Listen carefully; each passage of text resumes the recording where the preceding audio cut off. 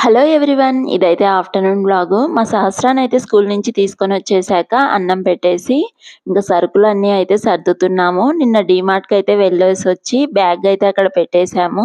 ఈ బాక్సులు, డబ్బాలు అన్నిటిని అయితే నిన్ననే కడిగి ఆరబెట్టేశాను. ఇంక ఇప్పుడైతే వీటన్నిటిలోకి సరుకులైతే నింపుతున్నాను.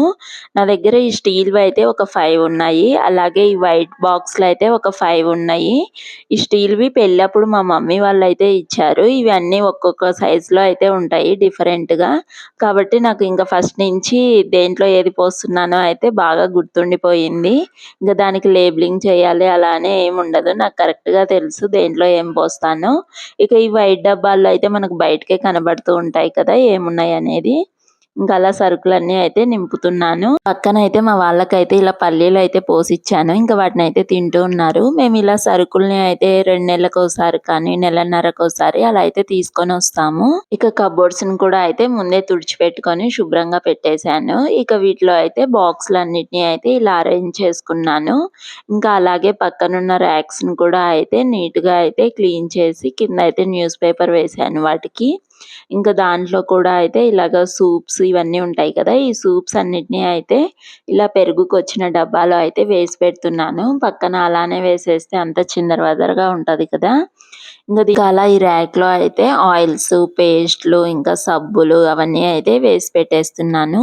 దీనిలో అయితే ఫుడ్ ఐటెమ్స్ తినేవైతే ఏమీ పెట్టను. ఎందుకంటే మళ్ళీ తినే వాటికైతే ఈ సోప్ స్మెల్ ఇదంతా అయితే వస్తుంది కదా! దీంట్లో ఓన్లీ ఇలాగా పౌడర్స్ ఇవన్నీ అయితే సర్ది పెట్టుకుంటున్నాను. అలాగే ఇంకో ర్యాక్‌ని కూడా అయితే న్యూస్ పేపర్ ఏసి పెట్టేశాను. దీనిలో కూడా అయితే ఇంకా సాల్ట్, ఇంకా బిస్కెట్ ప్యాకెట్స్ అని, చిప్స్ అని, ఇంకా గోధుమ పిండి ఇలా అయితే సర్ది పెట్టుకున్నాను. ఇలా మొత్తం అయితే ఆర్గనైజ్ చేసుకున్నాను. ఇంకా మా తమ్ముడైతే మా పిల్లలకి ఇద్దరికీ అయితే ఇలా గన్స్ అయితే కొనిచ్చాడు. ఇంక ఇద్దరు నేను పెద్దయ్యాక పోలీస్ అవుతాను అని ఇద్దరు అయితే అలా ఆడుతూ ఉన్నారు నేను పోలీస్ అనేసి. అలా ఉండగానే వర్షం అయితే స్టార్ట్ అయిందండి. ఫుల్లు వర్షం పడుతుంది బయట. ఇంట్లో అయితే కరెంట్ కూడా పోయింది వర్షానికి. ఇంకా తర్వాత అయితే మా వాళ్ళకిద్దరికీ అయితే ఇలా మ్యాంగో అయితే కట్ చేసి ఇచ్చాను. ఇంక ఇంటి నిండా అయితే బుడ్డీలన్నీ పోసి పెట్టారు కరెంట్ పోయినప్పుడు ఆట ఆడాలనేసి డోర్ తీసి పెట్టేశాను. వెలుతురొస్తుందని.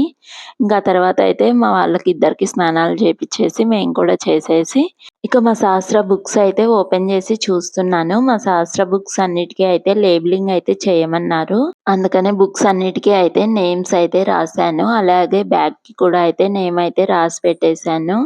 మా శాస్త్ర తీసుకెళ్ళే బాక్స్‌కి ఇంకా బాటిల్స్‌కి వాటికి గూడా అయితే పేరైతే రాయమంటారు కంపల్సరీగా. మళ్ళీ మారిపోతాయి కదా చిన్న పిల్లలు. ఇంక అందుకే అన్నిటికి అయితే నేమ్ అయితే రాసేశాను.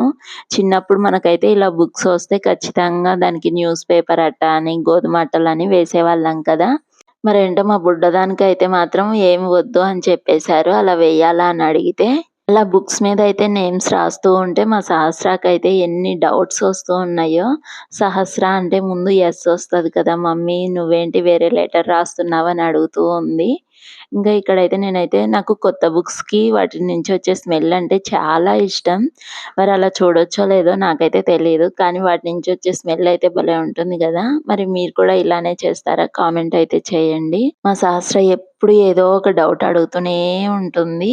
పిల్లలు అలా అడుగుతూ ఉంటేనే వాళ్ళు యాక్టివ్‌గా ఉన్నట్లు, మంచిగా ఉన్నట్లు అని అర్థమంట. ఎప్పుడు ఏమి అడగకుండా మబ్బుగా అయితే ఉండకూడదు. మరి మీ పిల్లలు కూడా ఇలానే యాక్టివ్‌గా ఉంటారా? ఓకే అండి. ఇది ఈరోజుటి మన చిన్న వీడియో. నచ్చితే లైక్ చేసి, షేర్ చేసి, సబ్స్క్రైబ్ చేసుకోండి. Bye bye.